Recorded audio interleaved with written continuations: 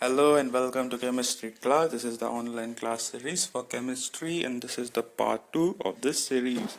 In the last class we had discussed about this chapter 1.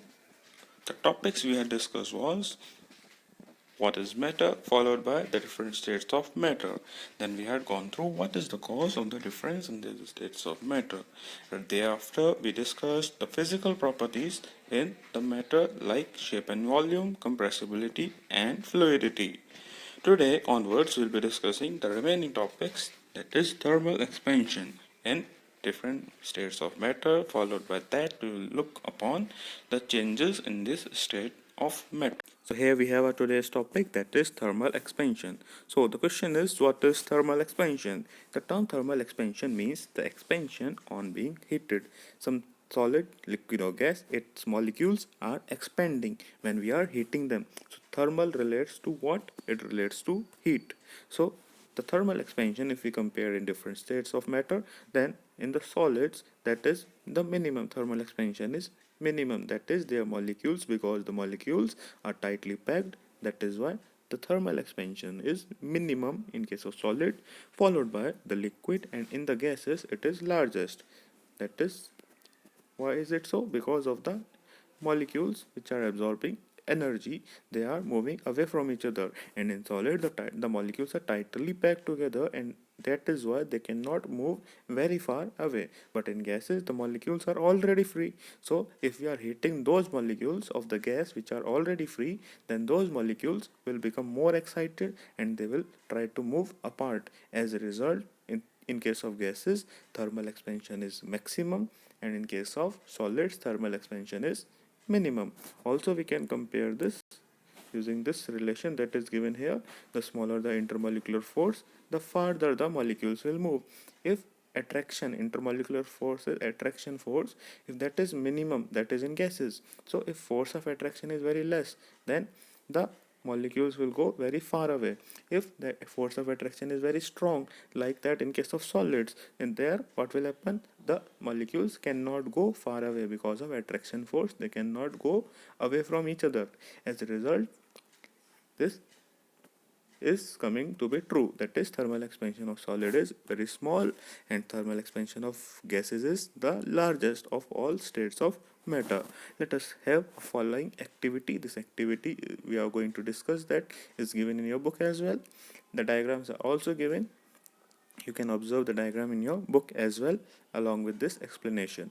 Let us have a look at this activity number 1, 2 and 3 for the thermal expansion of solids, liquids and gases. Having been discussed about the thermal expansion in solid, liquids and gases and their activities, now all the physical properties regarding the states of matter are complete. We will now discuss how solid, liquid and gases can interconvert into one form to other. That is, solid can change into liquid and liquid can change into solid. Similarly, gas into solid and solid into gas, and the same is for gas and liquids as well. These all processes in detail let us now learn. So this processes of the process that is related to this conversion of one form to another, what it is called, it is actually called as interconversion of state. Let us read there. This is the important definition here, that is the change in state. Here is a typing error. The change in state of matter from one to another form is called as interconversion of state. This we will do in the question answers as well. Let us have a look at the solid to liquid. The first interconversion we are having a look is solid to liquid. So when we are heating any solid to a particular temperature, then what will happen? The solid will change into the liquid, and the temperature at which the solid changes to liquid is called as the melting point. So that is the melting point. So at the melting point the solid changes to liquid. So what exactly is happening at the melting point? At the melting point what happens, that we will have a look in these 2 points. Let us see here. In a solid, when we are heating the solid, as we know, the solid molecules are tightly packed. In the solid all the molecules are tightly packed, they are not having space to move. So what is happening is, when we are heating the solid, the molecules, because they are not having space to move, they will start vibrating about their mean position, means where they are present, and nearby only they can vibrate. Slowly they will just vibrate only on heating. And why they are vibrating? Because they are getting energy. Heat is a form of energy, and when we are absorbing when we are providing the heat to the solid, molecules will start vibrating. And if we are not stopping that heat energy will keep the molecules vibrating even more. The vibrations will become stronger, and ultimately what will happen, energy level will come at a temperature, a particular energy level will come when that vibration will convert into movement, means the molecules will have enough energy to start moving, and there only the solid will change into the liquid. That is given here. Gradually means after some time they receive so much energy that they can overcome the strong cohesion or attraction of the solid, and the molecules become labile. Labile means they can move, and the solid melts down. So this is happening at a particular temperature, that is called at the melting point. So at the melting point, what exactly is happening, that is, solid molecules are getting enough energy that they can become labile. They can start moving from one place to another, and if the molecules are moving from one place to another, that means it is called a liquid. In solid, molecules cannot move, but if the solid molecules have started to move, that it means that solid has converted into liquid. So that is what is happening in solid to liquid interconversion. It just will continue this only. A liquid changes to solid. Now opposite way, if solid to liquid we have to form, then we have to heat. But if we have to do the opposite, if we have to convert the liquid to solid, then we have to cool it. On heating, the solid is getting energy. If we take an ice cube, we have taken ice cube and we are heating it, so what will happen? On heating, ice will get the energy from outside, and the ice molecules will start to vibrate, and ultimately they will convert into what? Ice will convert into water. But if we are taking water and we are cooling it, if we are cooling the water, then what is happening? Water molecules are having some energy, but on cooling that energy is reduced. On heating, what was happening? In ice, energy was increasing, but on cooling, the energy is reduced. And water molecules' energy is reduced, means what will happen? They will come nearer to each other. So when a liquid is cooled, the molecules lose energy and move closer or nearer to each other. As a result, what will happen? Attraction will increase and the liquid will freeze. That liquid will convert into ice. If it is water, just an example only, we have taken of water and ice. So that is about liquid to solid and solid to liquid interconversion. Next one now, liquid to gas. How liquid converts to gas? The concept will be same only as it is in solid to liquid. That is also related to temperature only. When the liquid is heated, it forms bubbles. Whenever you can observe, if you can take some water and keep it for boiling, after some time bubbles you can see. So bubbles are forming, that means the water started boiling. So when a liquid is heated up to a particular temperature, it starts boiling, and boiling shows bubbles. And that when the bubbles are forming, that particular temperature, that is showing the liquid is boiling. So liquid is boiling at a particular temperature called as the boiling point. So at this boiling point only, when the bubbles are forming, that means what is happening? The liquid is converting into the gaseous form. If we have taken water and water is producing bubbles there, that means water is converting into water vapor. That is how the liquid to gas interconversion take place. The concept is same. Water is taken and heated, then on heating, what will happen? Water molecules get energy and they will start moving fastly. And if they are moving very fast, then that will become actually what? They will become gaseous, or they will convert into vapors. Just the opposite is happening in the case of gas to liquid. If we are having a gaseous state, suppose we are having water vapor and we are cooling it, then what will happen? Water vapor on cooling, what will happen? The water vapor molecules energy will reduce.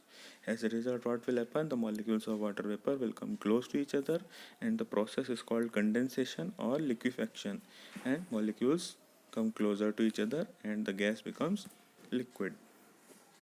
Having been discussed about these interconversion, solid to liquid, liquid to gas, and vice versa, there a question arises: are vapors different from gases? So the answer is vapors are same as gases. Vapors and gases are not same. These are two different terms used in different situations. How so? The gases term, this term gases are used when any substances, which when the substance is existing, which is normally available in the gaseous form, like hydrogen. Hydrogen always remains in a gaseous form. It cannot convert into liquid or a solid. Oxygen also as well remains in the gaseous state normally. So the things and the substances, not the things, the substances which are normally in the gaseous state are called as gases. We will say hydrogen gas, oxygen gas. We will not say hydrogen vapors. That would be incorrect. So when we are using vapors now, the substances which are generally formed normal situations, which are remaining as solid or liquid. For example, water. Water in normal situations remain in liquid form only. It is not present in a gaseous form. But when this water is heated, it will convert into gaseous form. Then it is called water vapor. We are not saying water gas. We are saying water vapor. So if any substance is normally available in solid form or liquid form, but it can convert into gas also, then its gaseous form is called as vapors. But if the substance normally exists in gaseous form, then it is called gases only. Another example is sulfur. When we are heating sulfur, sulfur will produce some fumes, smoke like. So those are called sulfur vapors only. This is the difference between vapors and gases. Both are gaseous state only, but they are used differently in different situations. Let us now come to the last topic regarding the interconversion of the solid to gas. Yes, there are certain substances which can directly convert from solid to gas. Certain solids which directly convert into gas. They do not melt from the solid. We will directly get the gaseous form.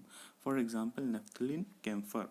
If we are keeping these at room temperature, then they will convert into gaseous form. Naphthalene balls are generally kept in the clothes, in the almirahs, so that foul smell, bad odor may not be there in the clothes. Another one is ammonium chloride, iodine. These they do not convert into gaseous form in normal situations, but when we are heating iodine, it will form vapors. This process in which the solid converts into gas directly without melting, it is called what? It is called sublimation. And these substances which are undergoing sublimation, which undergo sublimation, these things are called as sublimates. These are called as sublimates. So that is all for the gas to solid and solid to gas interconversion. We have now completed all the different interconversions. The last topic about the atoms and the molecules will be learning in the next class. Now we'll move on to the short answer questions of this chapter number 1. In today's video, we'll be discussing the short answers. The remaining answers, the long ones, we will be doing in the part 3 of this video series, as well as the book exercise will be covered in the upcoming video. Let us now move on to the short answer questions. Here we are with the short answers for the chapter number 1.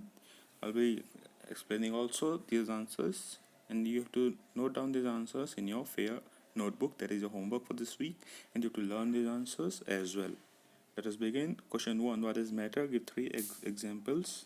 Matter is anything that occupies space and has mass. Examples 3 we have written there. Next, now what do you mean by intermolecular force?